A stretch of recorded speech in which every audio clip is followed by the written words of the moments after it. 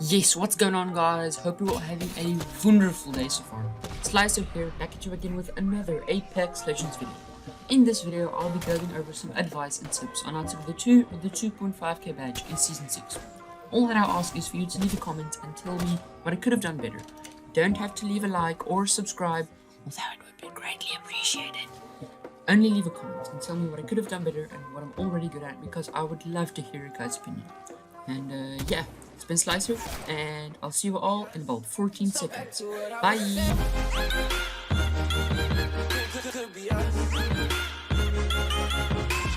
Alright guys, so jumping into the first tip is your playstyle. Which playstyle you use determines how you play the game and how much contact you have with the other teams. So I've learned there are two main playstyles that you can use. There's either the really campy playstyle, for example use a G7 or a charge rifle the whole game and just camp in the corner, or you use the really aggressive playstyle, which basically means you rush into every fight and hope you win it. It's a bit more risky, but you gotta risk it for the biscuit, if you know what I mean. That leads me straight into the second tip, is the loadout you use. This is basically the most important factor you can play into getting a 2 or a 2.5k game. So the weapons you should use are either fast firing with really high damage, for example the flatline or the vault. This combo is what I use in this game you're about to see, or the high damage loadout. For example, this is the G7 or the charge rifle, with a bit longer range but still a decent amount of damage. Alright, so the last tip I want to give you guys before I let the clip play is where you land and when you rotate. So for example, we landed down here at a launch site, and then we rotated directly up to sorting factory because we heard the gunfire around here.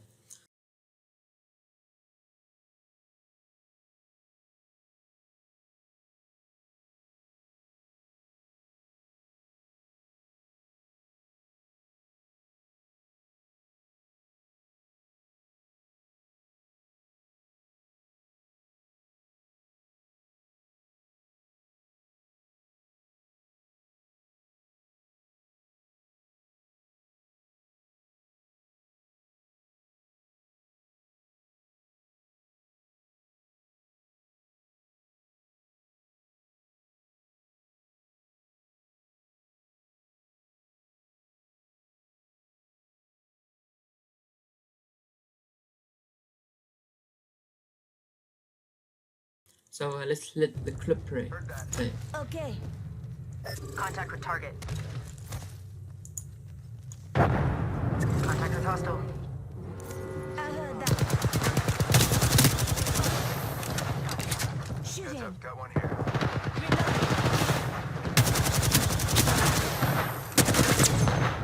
Contact. Charging shields. I need shields. Making contact with enemy. Hostile right. So we're right here. If you want to get these high damage games, you must go for the thirsts. It doesn't even, a lot of people do not seem to know this, but if it's not your knockdown and you thirst the guy, you'll still get the damage. Even if it's not your knock, you'll still get the damage if you thirst him. Yeah. So yeah. Reloading. Enemy taken out. Good job. I need shields. Contact. Sorry guys.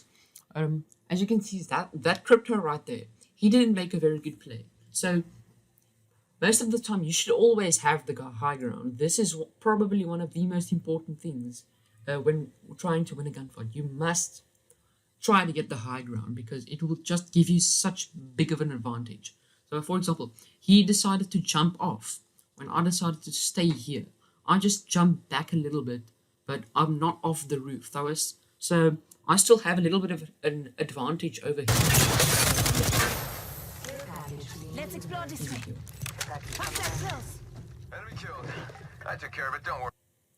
Now right here, I do hear someone raising, but as I said before, I do not want to jump off because maybe they're at the back of me and they come onto the roof, and that will just leave me in a very bad position. So as you can see right there, I did actually realize they were raising right there before I jumped off because yeah. Reloading. Stay one. Whole Another squad kill. knocked. Okay, so right here, guys, I do think my teammate is gonna start pinging that there are enemies. So that brings me to my following tip. If you're playing with randoms and you don't have a microphone, I was playing with randoms this game. So when you're playing with randoms, do remember to communicate by using the ping. So ping items like I did that Phoenix back there, that blue stock, and do remember to ping items for your teammates because you're not gonna. It's not a really good method of communication. So it can be vital. So when he starts pinging enemies, I didn't even know that there are gonna be enemies down there. So if we just walked past, that might have cost me my 2.5k badge. So yeah. Contact with hostile. Okay. Loud and clear. Hostile right here. Yep. I heard that.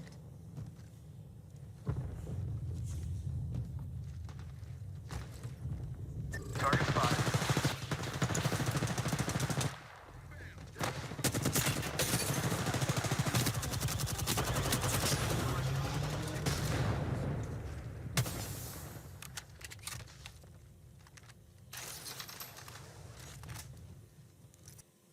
So guys, as you can see here, I do go up to the high ground right here on this train track before I start healing because I don't want to be stuck down there. Maybe before one of them take the high ground on me and while they start shooting me while I'm down there.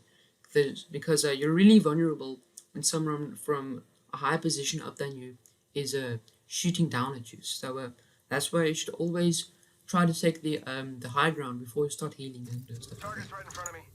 Just giving my shields a recharge. Okay. Shot at. Full sword here. Rings nearby. 1 minute technos. Contact with hostile. Need to recharge my shield. And right here, guys, you're gonna see I do miss a lot of shots, but that's okay. You gotta miss a few shots to get a few shots. It won't really make such a big difference on whether you get your badge or not. But do try to hit your shots. Contact with hostile. Shoot at. Enemy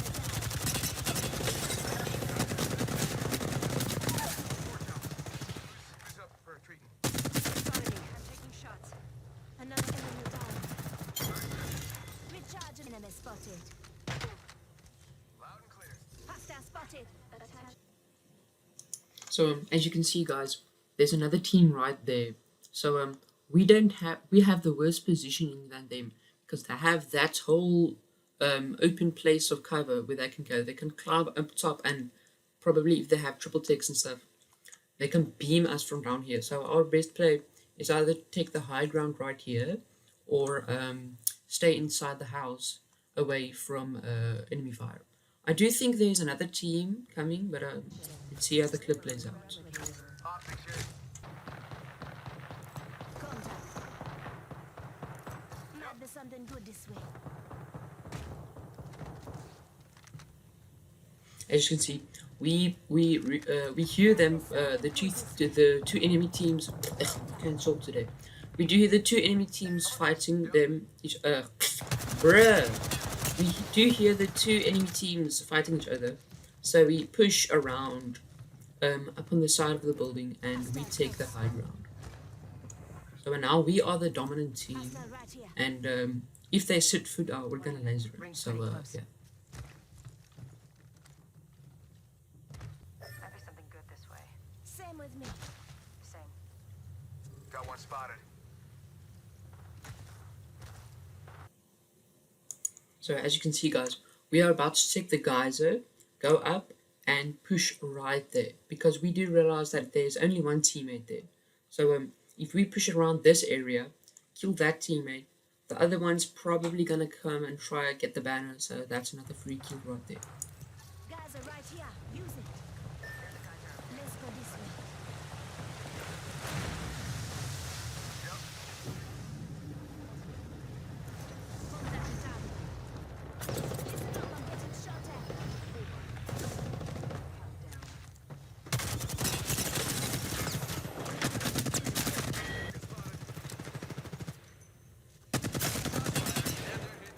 as you can see, that I said, the other teammate is coming to try and avenge his teammate, baby. So the bloodhound pushed, and that's how we got another easy kill. And what you want to do is you want to stick with your team. This bloodhound moved away from the rest of his team, so now there's only one left in that team, and then it's basically just us versus another team, the last team. So yeah, always stay with your teammates. Ring's not too far. Target spotted. Care package over there. Guys, as you can see, we realized they start fighting it around right there.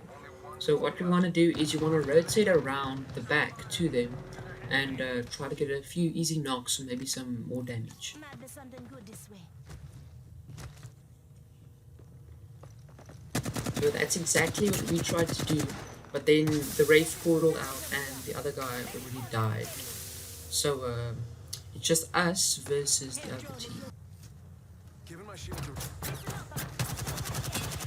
Right now, right here, guys. So this is not very good positioning for us. As you can see, we are out in the open while they are behind cover in a house. So this is not looking very good for us. So what we try to do is we want to go around to the front of the house and climb up on the roof and try to keep that position. So yeah, I'll just let this clip play out and you can see.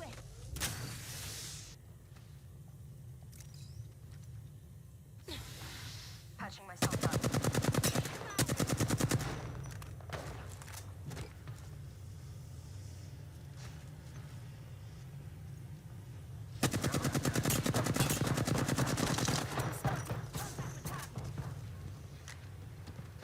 Making contact here.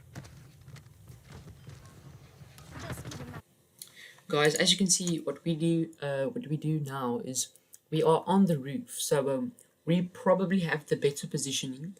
But if the other team has a Bangalore or someone like that, so we would be in big trouble. But I don't think they had a Bangalore, so we were okay. But yeah, but they did have a caustic. So what they did is ideally, when you have a caustic, you want to try and defend a room as good as possible. But caustic is basically perfect. He's designed for it. So that's why we didn't try to immediately push, but we tried to wait for them to come out maybe, so we could pick them off. Let's explore this way.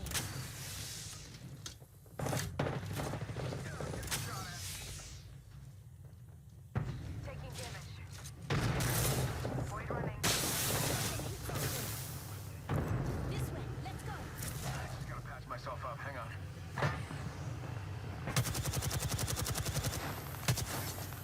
Reloading. Recharging my shields. Fast without sugar. Good. Okay, guys. So what I did here, don't do what I did here. This is probably the most stupid thing I have ever done in a situation like this. So as you can see right there, the little outline of my teammates, I thought they were like inside the house and that they were pushing with me. Because I remember I was playing with randoms and I didn't communicate with them using a microphone. So I tried to push in because now I knew that there were only two. It was a Wraith and a Caustic. I tried to push in and take them on by myself because I thought my teammates were right behind me. Turns out they were outside and they couldn't immediately come in there because the Caustic had put a trap right there. So what I should have done is kept the high ground and yeah, I waited for my teammates to maybe come and push together, because never push alone if you're not certain that the other team is low. That's basically what I want to say. 1 sec. Healing up. And because of my stupid play right here, we did lose the game, but I did get my damage badge, so maybe it was worth it because I did do quite a bit of damage in here. Need to recharge. As you can see, I knocked the Wraith, so I thought it was gonna be an easy third, but right there, that's when I realized I was basically screwed. I didn't have time to shoot it down because I was in a panic. I didn't know where the caustic was and where the wraith was. I wanted to get the thirst because I knew I had a lot of damage. So I was close to my badge, but I thought if I couldn't get the thirst, I wouldn't get my badge. So just see how it plays out.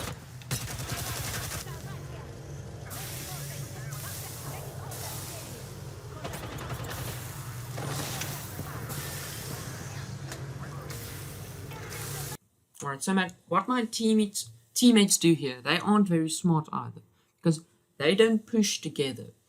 I think the Wraith pushed first, as you're gonna see it right now. Then the Mirage came. He used this ultimate on the wrong time. He should have used it right about right here. Instead, he used it back there, as you'll see it right now. If he hadn't done that, and I think my teammate had a self-res, I think so, and she did get the res off, but she tried to take on the whole team by herself.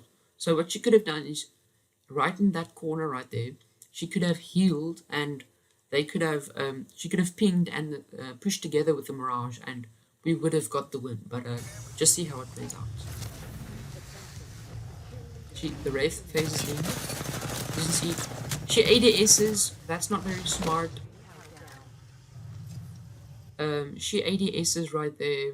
So what she should have done is hip fire. I know I'm personally not very good at hip firing, but in like these close quarter situations, do remember to hip fire, because you'll be a lot more accurate than when you're ADSing when the guy's like a meter from you. So yeah. As you can see, he used his ultimate back there.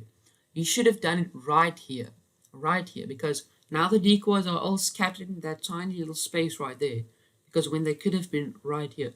So now it gives that caustic in there. I think, yeah, it's a Wraith right now. He raised the Wraith, but he got knocked by my other teammate. It gives the Wraith basically a clear shot to see who is right here, and who she should go for. So this whole situation with me going in, then the Wraith pushing alone, then the Mirage. This is what cost us the game. And this brings me back to my other point. Remember to push with your teammates, not without them. So, yeah.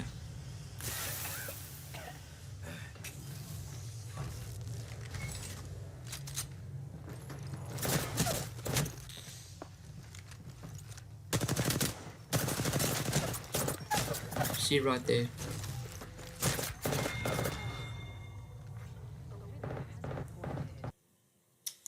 And that's what cost us the game.